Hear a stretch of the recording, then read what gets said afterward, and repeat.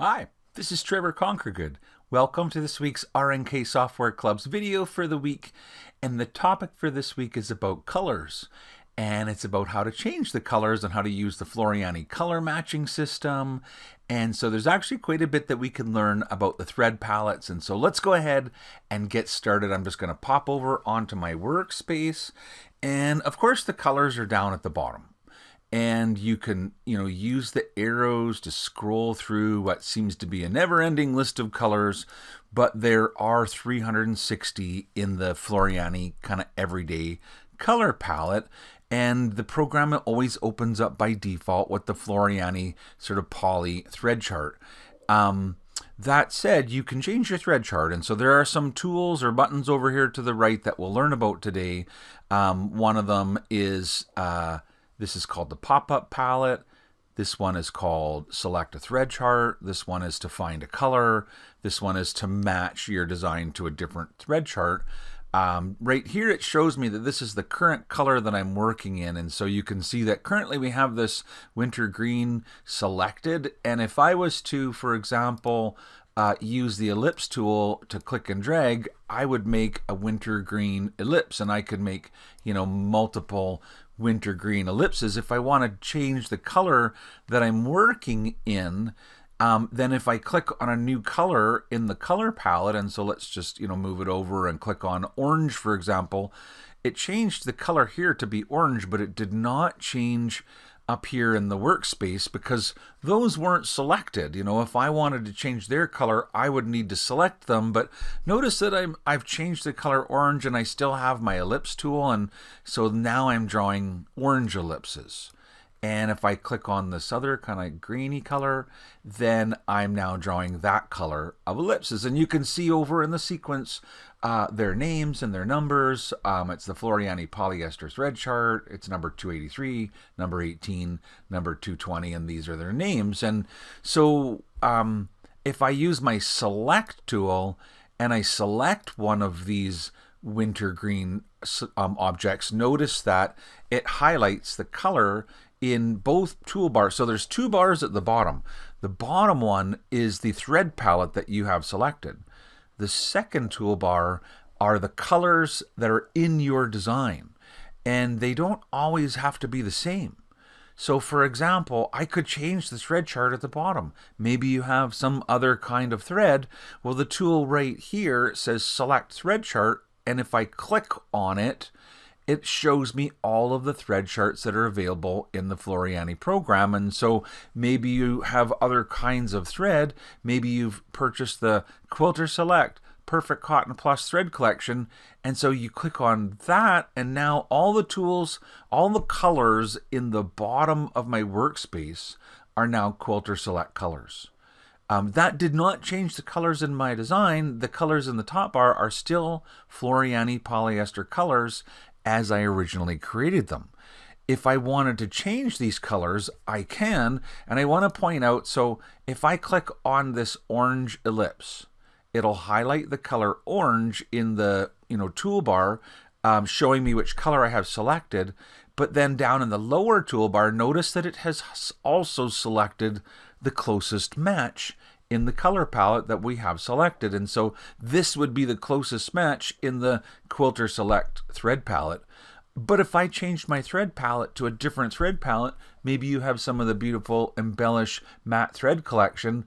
Well, when I change to Embellish Matte Thread, notice that when I select on the orange, it highlights orange in my design, and it also finds over here highlighted is the closest match in the Embellish collection. Now, if I want to actually change the color of something, I need to click on it. So if I click on now this orange ellipse is in the Embellish Matte Thread, and only the one that I selected, not the other one, because I only selected that one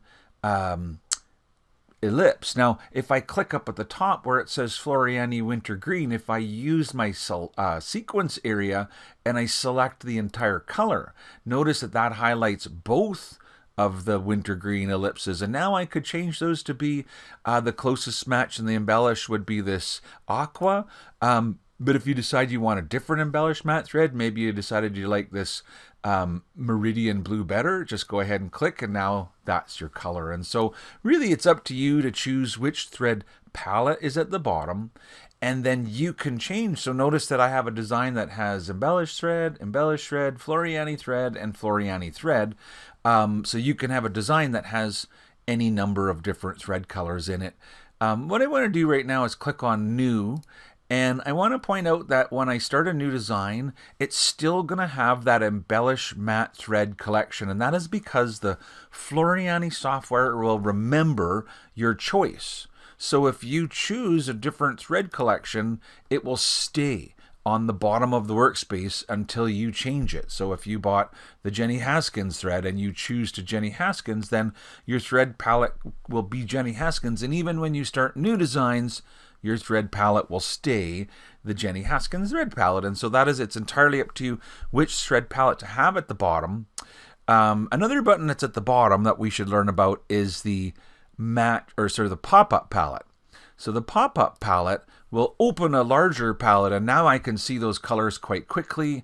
I could scroll through to see what, I guess there's just the palette is large enough that almost displays all of the colors, unless I change my palette to be, for example, the Floriani Poly, in which case it's quite a large thread palette, as you know, but now you can scroll through it much more quickly than you could down at the bottom. And in fact, this pop-up palette, it gets in your way, but if you click on the button away, again, it goes away. So when I click on it the first time, it opens up. When I click on it the second time, it closes it.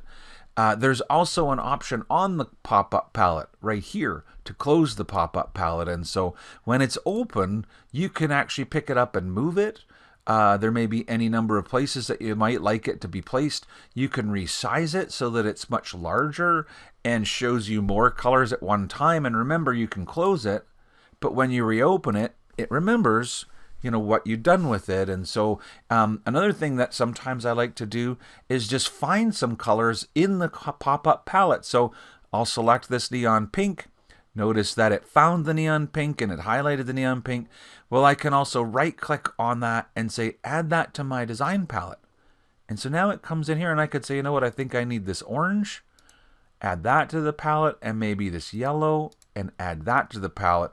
So now I've already selected the colors that I wanted to work with, and I can close the palette.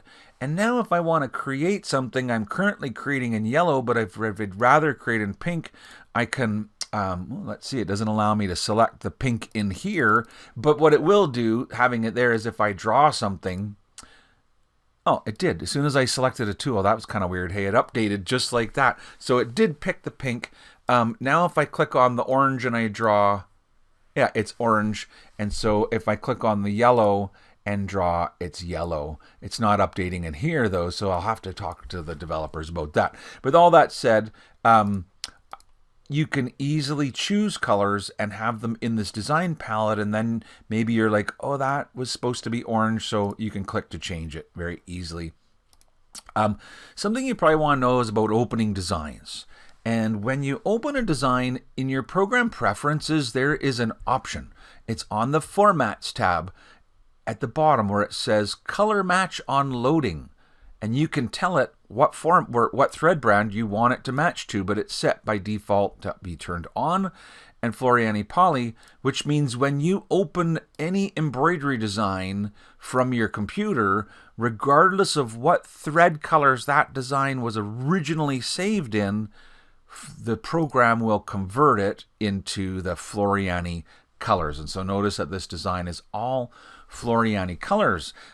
However, if I turn off that color match on loading, then the program won't change the colors. And if I go and open up a design, and I'll just, so for example, here in my library, I have that same cupcake. And when I bring it in, notice that it has the first cupcake has been converted to Floriani polyester colors, but the second cupcake is still listed in Janome colors. And now, of course, I can click on the Janome yellow and it will find the closest matched in my Floriani color chart, and I could manually closest match it. But another option, and let's just maybe get rid of all of these and show, I'll bring in another design. And so I'll click and drag to bring it in, and it's still in the original colors, which are Janome. But notice this button on the second row. So on the second row, there's a button that says Match to Palette. And when I click on this, I can tell it what palette I want the embroidery design converted to be matched to. So for example, if I choose a match to embellish matte thread, now all the colors are the closest match in embellish matte thread. If I, wanted to do a different color, I could match it as many times as you want to, kind of thing. So basically you can choose any thread palette that you want to, and it will convert the colors. And so let's try, I don't know, the Quilter Select Perfect Cotton Plus. And so my bun's starting to look a little less brown than I would probably have thought. If I go undo and I go undo, I'm back to the original colors. If I tell it the closest match to a larger thread chart, so maybe there's lots of colors in the Isocord collection, then when I choose that, it closest matches to the closest colors in the Isocord color collection. And so that's a little bit about colors and changing colors. There's one more thing that's kind of fun about colors that I'll show you guys today. It has to do with the pop-up palette. It's called Pick and Apply Colors. So if I choose Pick and Apply to the colors, notice that you check it off, and now I have a paintbrush when I go over top of my workspace. So if I close this, and so currently we're set on the color blue, and if I click on a piece of the bun, it will paint it. Oh, let's see, Pick and Apply Colors. There we go. So if I pick the color red and I apply it, or if I pick the color, let's undo because I made them all the same color. But if I pick the color, green and I apply it, or, any colors that you want, maybe you pick this color green and you make that be your mustard color. And so, maybe you feel like the hot dog is too red and you want it to be, a little bit less red. And so you scroll through, find a color that makes you happy in your color palette, and then go ahead and click on the element that you want. Now, I don't know why I colored it green, because I thought I had selected red, but I must not have. Let's try that again. So let's undo, because I don't want to have the mustard and the hot dog to be the same color, but I'm going to scroll through and find a nice hot dog color. Here, let's try this fleshy one. And then when I click on the hot dog, it colors it that color. And so, yeah, that's kind of how it goes. You can choose any color you want and then pick and apply. Now, if you want to be done with the pick and apply, you can right click, and that will stop doing it.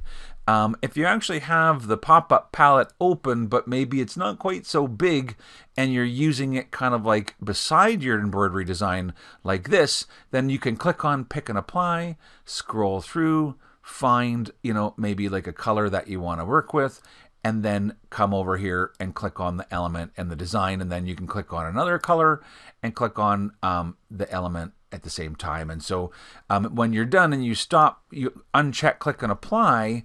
Then if I click on the hot dog, I simply select it. In this case, it's all grouped together, so I selected everything. But if I ungroup, I can select the hot dog or select the bun. So in normal kind of working mode, you select something and then click on a color to color it that color. But when you turn on Pick and Apply, you pick the color first and then you click to where to apply it to. Yeah, so that's all about colors and today's weekly RNK Software Club's video for the week. Until next week, have a great day. Thank you for listening, and bye for now.